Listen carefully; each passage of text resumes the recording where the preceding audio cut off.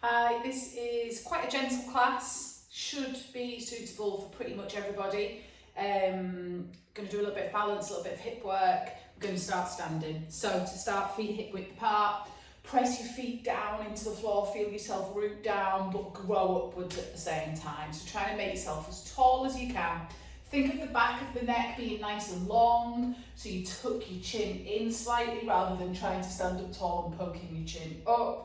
And shoulders back and down. Can you think about where your ribs are in relation to your hips? Can we draw the ribs in just a little so we get a little bit more tummy engagement? And we're going to have your hands on your hips, trying to keep your hips level. So we're just going to go to tiptoes on one foot. Can you keep the pelvis level? Can you keep the body upright as you switch from one foot to the other? So we're just going to do that a few times, waking up knees and ankles, a little bit of hip and glute bum work, okay? So we do that a few times. How's that feeling your feet, okay? Can you keep the hips level to keep that work in your waist rather than tilting the hips side to side as we switch? Keep your hips nice and level, okay? Do that a few more times.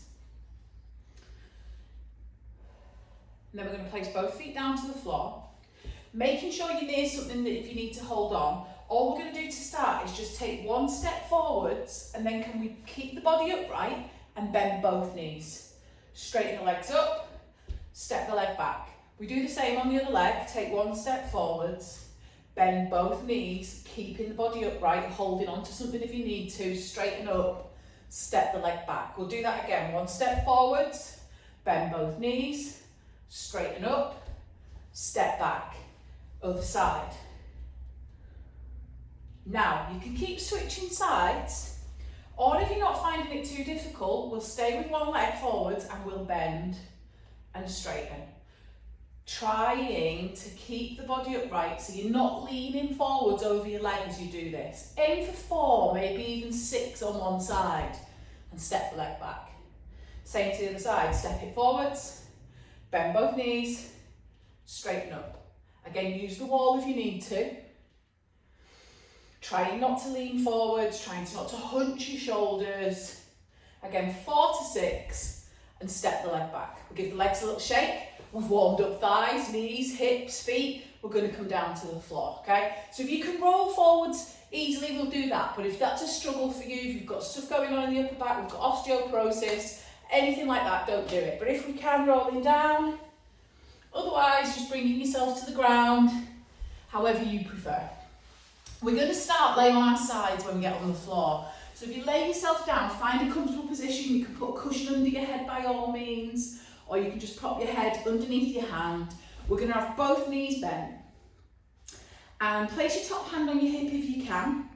All we're going to do is just hover the top leg up off the bottom one just slightly, and then flex your top foot so you're pushing out through your heel and you're pulling your toes towards you. And you're going to press that foot back behind you and come back to centre.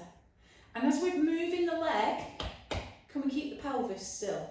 So you're trying not to roll forwards and backwards in the pelvis. You're trying to not let the pelvis drop in towards your waist and crunch you up here.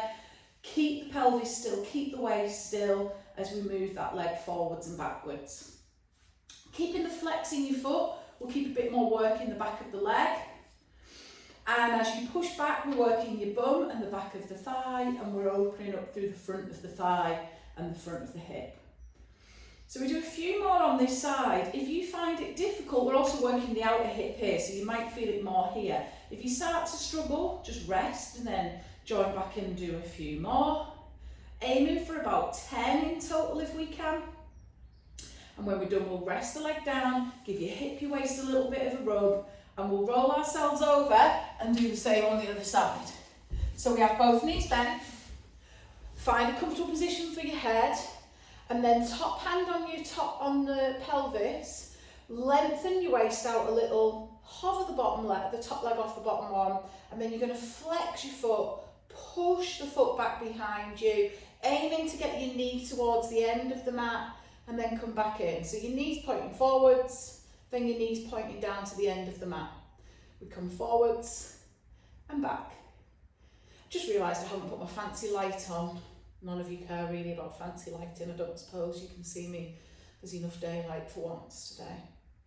So again, we go for 8, 10 on this side if we can, resting if you need to. And when we're done, rest the leg down, give the hip and the waist a little bit of a rub.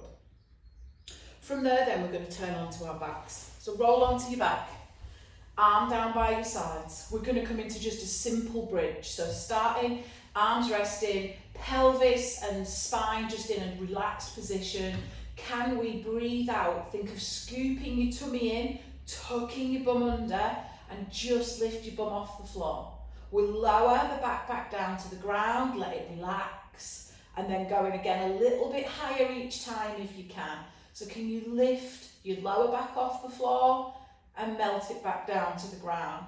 Keep a little tuck of your chins. If you're trying to make double chins, if you've got all the weight on the crown of your head and your chin jutting up, look at all that tension that's caused in the back of the neck. Double chins, tuck your chin, back of the neck is long. So coming higher if we can.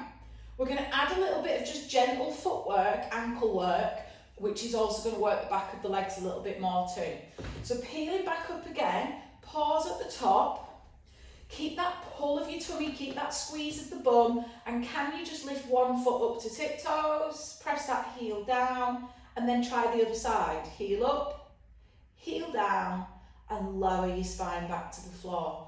We do that again. As you're lifting and lowering your heels, could you imagine that you're stretching out the bottom of your foot? So you lift your heel up, and when you push it down, stretch out the bottom of your foot. Feel a bit more work happening in the back of your leg.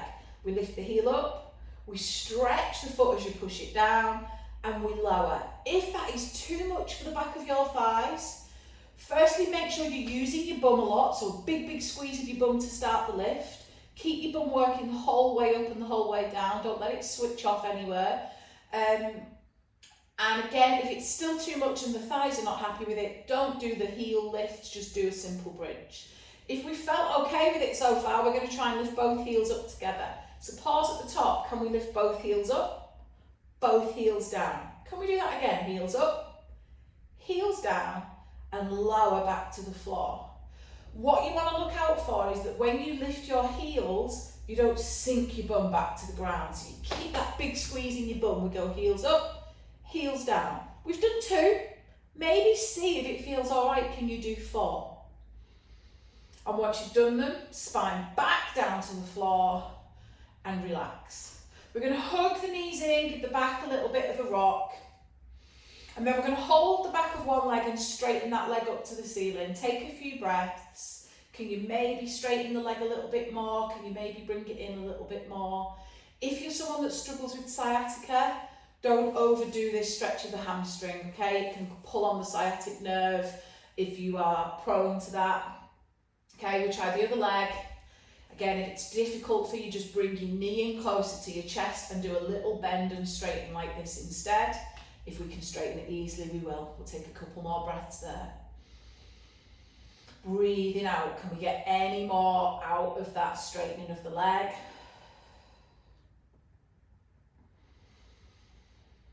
And then from there, placing the foot back down on the ground, and we're going to do some leg circles. So bring your right leg back in. Keep it bent for a second.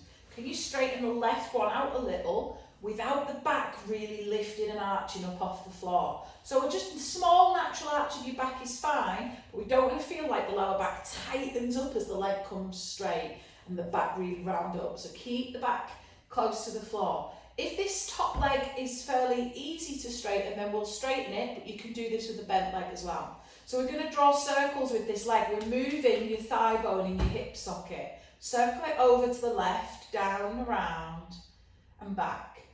Can we go again? And can we keep the rest of the body still? So we want shoulders still, ribs still, pelvis still as we circle round. Again, option to do it with a bent knee.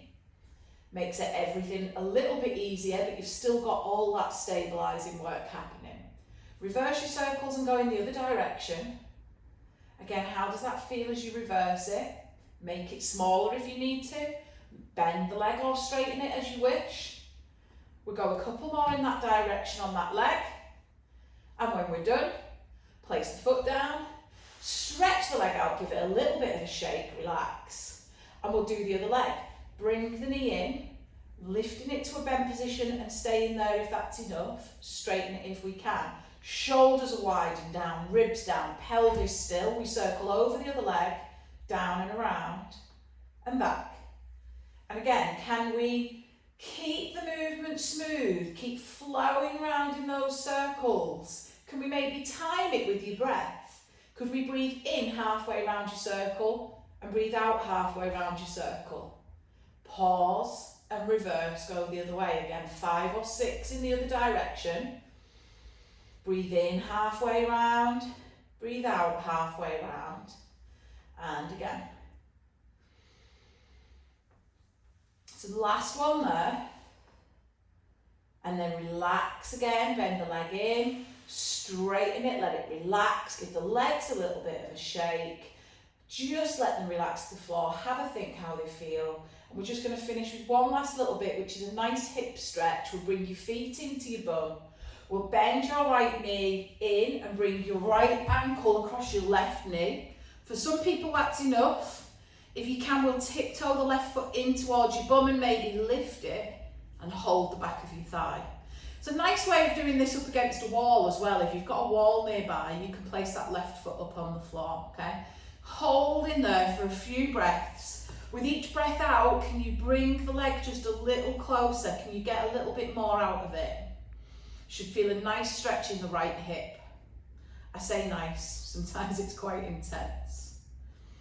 We'll switch sides, right foot on the floor, left ankle over right knee. Tiptoeing right foot to your bum, you can lift it, we could hold it, you could place your right foot on the floor, but we want to feel a nice stretch in that left hip. Again, with each breath out, can you bring the leg a little bit closer?